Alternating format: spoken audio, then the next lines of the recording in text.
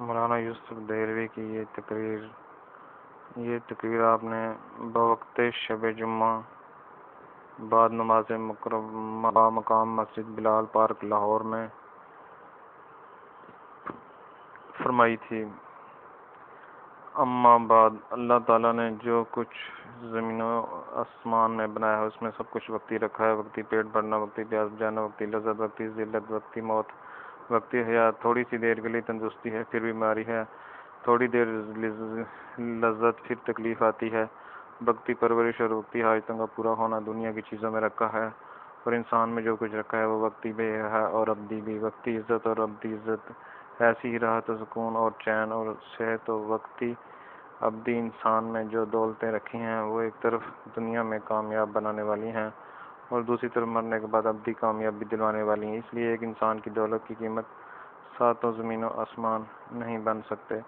اگر انسان کے اندر کی دولت بگڑ جائے تو ساتوں آسمانوں اور زمینوں سے نہ بن سکے، اور اگر انسان کی دولت بن جائے تو اس کے اندر کی مایا ابھرے تو ساتوں آسمان و زمین کی کامیابی سے زیادہ کامیابی ملتی ہے۔ دولت تو بہت بڑی چیز ہے، اس دولت کا حرف اول اور خشت اول اللہ کہنا ہے۔ آدمی خالی اللہ کہے، اس میں بولنے کی دولت رکھی ہے، یہ اللہ کہنا بھی بہت بڑی دولت ہے، کیونکہ لفظ اللہ کہنے والا ایک بھی دنیا میں باقی رہے گا تو زمین و آسمان اسی طرح کھڑے رہیں گے۔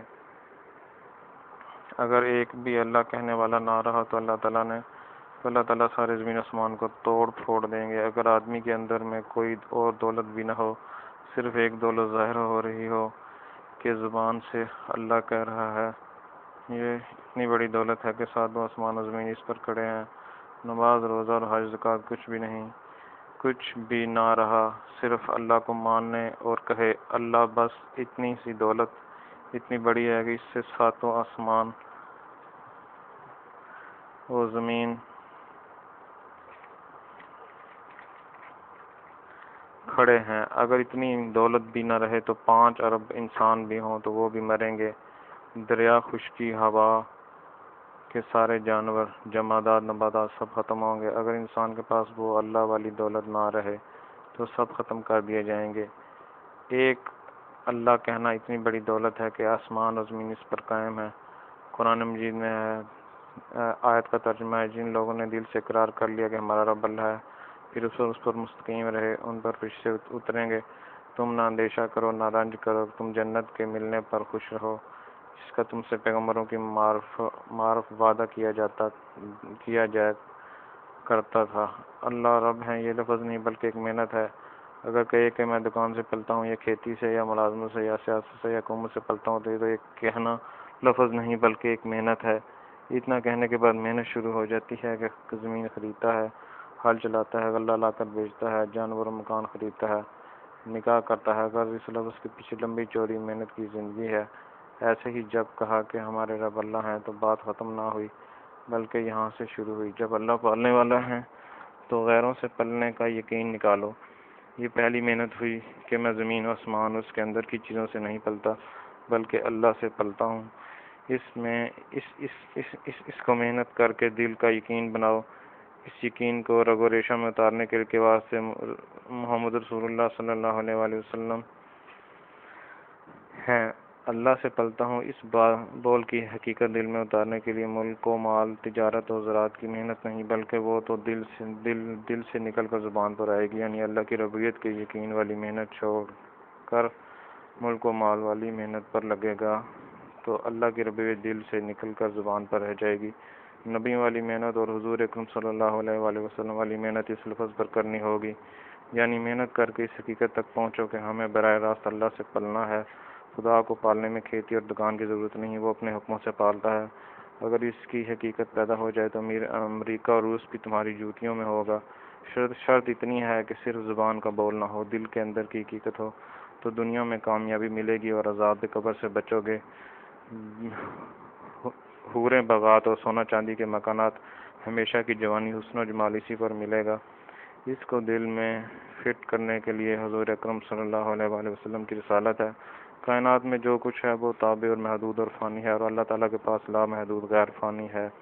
پرورش اس لامحدود کی طرف سے ہے، اس لیے حضور اکرم صلی اللہ علیہ وآلہ وسلم کے طریقہ پر محنت کرو۔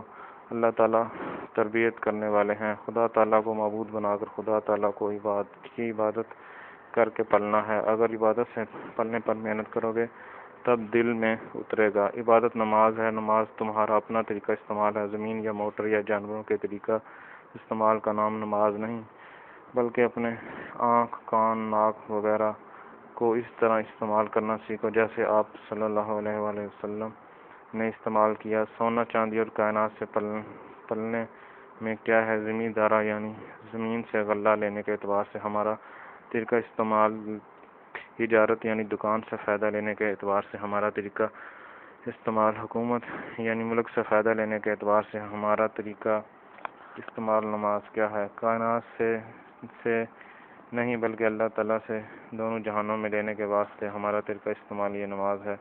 ہم کو صرف اللہ پالے گا، اس میں ہمارا استعمال آپ صلی اللہ علیہ وآلہ وسلم کے طریقہ پر ہوگا۔ آپ صلی اللہ علیہ وآلہ وسلم کس طرح غار ثور میں حفاظت ہوئی، بدر میں فتح کہاں سے ملی، خندق میں یورش سے کیسے بچے، اس سب کے واسطے جواب ملے گا کہ نماز پڑھ کر خدا سے مانگا تو خدا نے کیا۔ آپ صلی اللہ علیہ وآلہ وسلم کے جتنے مسئلے ہیں اگر کوئی پوچھے تو یہی جواب ملے گا کہ نماز سے ہوا۔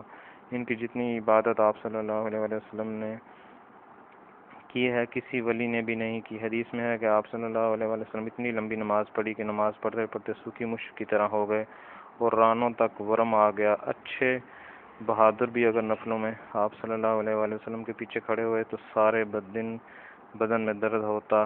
4، 5، 6 پاروں کی ایک رکعت ہوتی۔ ایک مرتبہ جتنا بڑا قیام اتنا ہی بڑا رکوع، قومہ، سجدہ اور جلسہ کیا۔ آپ صلی اللہ علیہ وآلہ وسلم نے ایسی 4 رکعتیں پڑھی جو صحابی آپ صلی اللہ علیہ وسلم کے پیچھے کھڑے تھے ان کا برا حال ہوا۔ آپ نے صبح کو فرمایا اگر مجھے پتہ ہوتا تو میں مؤخر کر دیتا۔ آپ صلی اللہ علیہ وآلہ وسلم نے عبادت کر کے اللہ کو راضی کیا۔ اللہ نے کہا مانگو۔ آپ صلی اللہ علیہ وآلہ وسلم نے قیامت تک امت کا پلنا مانگا کہ کوئی دشمن اسے صفاستی سے نہ مٹا سکے، اور اس امت کی بخشش کا اور آخرت کی نجات کا فیصلہ کرا دیا۔ اب چاہے کتنے ہی گناہ کرے آپ صلی اللہ علیہ وآلہ وسلم کو معافی چاہنا قبول ہوا۔ آپ صلی اللہ علیہ وسلم نے کہا کہ آپس میں لڑائی نہ ہو، یہ دعا مانگی، اللہ تعالیٰ نے فرمایا یہ تو ہوگا، دنیا میں بدعملی کی سزا ہوگی۔ جو کچھ اللہ سے منوایا اس کے لیے آپ صلی اللہ علیہ وآلہ وسلم نے کیا راستہ اختیار کیا، خدا جانے کتنی لمبی امت ہے، قیامت تک کا بقا طے کرا دیا اور آخرت کی مغفرت کرا دی۔ یہ کس بات پر؟ وہ ایسی نماز پڑھی کہ اللہ کو ترس آیا۔ جب آپ صلی اللہ علیہ وسلم نماز پڑھ کر اس امت کے لیے روتے تھے تو زمین تر ہو جاتی تھی۔ حضرت جبرائیل علیہ السلام کو اللہ نے بھیجا کہ جا کر پوچھو اتنا کیوں رو رہے ہیں؟ فرمایا کہ امت کے لیے رو رہا ہوں۔ جواب دیا کہ رو مت، ہم اس امت کے بارے میں آپ کو خوش کر دیں گے۔ یہ عبادت اور نماز پر کیا ایک دن اتنا لمبا سجدہ کیا کہ صحابہ رضی اللہ عنہم اجمعین کو گمان ہوا کہ آپ صلی اللہ علیہ وآلہ وسلم کا انتقال ہو گیا۔ آپ صلی اللہ علیہ وآلہ وسلم نے فرمایا کہ کام ہو گیا، امت کی مغفرت کی بشارت مل چکی۔ یہ اس کے شکریہ میں اتنا لمبا سجدہ کیا تھا۔ ایک مرتبہ 3 دن کا فاقہ تھا، لیکن کسی عاشق ذات سے بھی نہ کہا بلکہ مسجد میں نماز پڑھی اور خدا سے مانگا کہ اللہ روٹی دے۔ واپس آ کر حضرت عائشہ رضی اللہ عنہا سے پوچھا، جواب دیا کہ ابھی کچھ نہیں ہے۔ پھر مسجد تشریف لے گئے، 3-4 مرتبہ یوں ہی کہا۔ تیسری یا چوتھی مرتبہ حضرت عائشہ رضی اللہ عنہا نے کہا اللہ نے دیا، یعنی عثمان رضی اللہ عنہ نے آ کر دیا، اور انہوں نے رو کر کہا اب گھر سے منگوا لیا کرو۔ آپ صلی اللہ علیہ وآلہ وسلم نے فرمایا کہ جوتے کا تسمہ بھی ٹوٹے تو اللہ سے مانگو، اللہ ہمارے رب ہیں، اس کی حقیقت یہ ہے کہ نماز کے ذریعے مسئلے حل کراؤ، ورنہ زبان پر رہے گی کہ اللہ رب ہیں، لیکن جب نماز پر محنت کر کے روٹی، اولاد، مکان، صحت، عزت اور امن کے مسائل حل کرائے جائیں تو نماز سے ہوگا۔ شخصی مسائل کا حل شخصی نماز سے ہوگا، اور ملک کے مسائل ملکی نماز سے حل ہوں گے۔ انفرادی، شہری، دیہاتی مسائل کو نماز پر محنت کر کے اللہ سے حل کراؤ، یہ رب ہونے کی محنت ہے۔ آپ صلی اللہ علیہ وآلہ وسلم نے سارے صحابہ رضی اللہ عنہم اجمعین کو محنت پر ڈالا۔ کسریٰ اور قیصر امریکہ اور روس کی طرح تھے، دونوں بلاکوں کے خزانے اللہ نے قدموں پر ڈالے اور دیہاتی لوگ گورنر بنے۔ یہ سب کچھ نماز سے ہوا۔ حضرت عمر رضی اللہ عنہ کے زمانہ میں فتوحات ہوئیں، پھر بعد میں بڑا بھاری زبردست قحط پڑا، چاروں طرف سے لوگ مدینہ آئے۔ حضرت عمر رضی اللہ عنہ نے انتظام شروع کیا اور دعا کی کہ یہ لوگ مرنے نہ پائیں۔ بھاری انتظام تھا۔ حضرت عمر بن عاص رضی اللہ عنہ کو مصر میں خط لکھا کہ جلدی سے غلہ بھیجو۔ جواب دیا کہ کھانے پینے کا سامان لا دو۔ اونٹوں کا اتنا بڑا قافلہ بھیجوں گا جس کا پہلا اونٹ مدینہ میں اور آخری مصر میں ہوگا۔ چنانچہ ایک اللہ اس وقت 40,000 آدمی تو حضرت عمر رضی اللہ عنہ کے دسترخوان پر روزانہ کھانا کھاتے تھے۔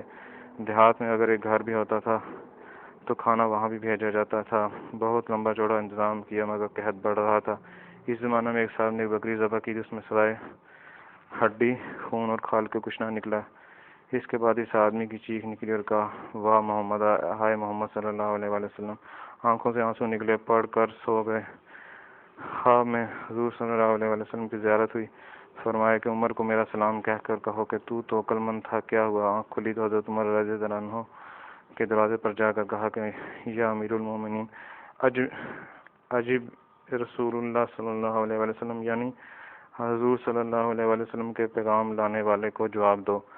حضرت عمر رضی اللہ عنہ بھول میں آپ صلی اللہ علیہ وآلہ وسلم کا زمانہ جان کر دوڑے۔ دروازے پر یاد آیا کہ یہ حضور کا زمانہ نہیں ہے۔ یہ سن کر حضرت عمر رضی اللہ عنہ لرز گئے اور کہا، میری زندگی میں فرق آ گیا۔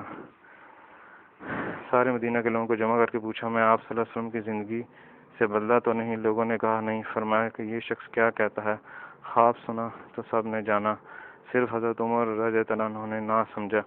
مطلب یہ کہ جب تمام نماز اور دعا قبول ہے تو انتظام کے چکر میں کیوں پھنسے؟ دعا کیوں نہیں مانگتے؟ حضرت عمر رضی اللہ عنہ نے وہیں بارش کی دعا مانگی، قحط دور ہونے کی دعا مانگی۔ مختصر سی دعا تھی، اللہم انا نستغفرک و نستقیک کا۔ یہ آیت پڑھی، اللہ کو معاف فرمائے۔ منہ پر ہاتھ پھیرنے سے پہلے بارش شروع ہوئی، جانوروں میں جان پڑی۔ اللہ حافظ۔ یہ تھی مولانا یوسف کی ایک اور تقریر۔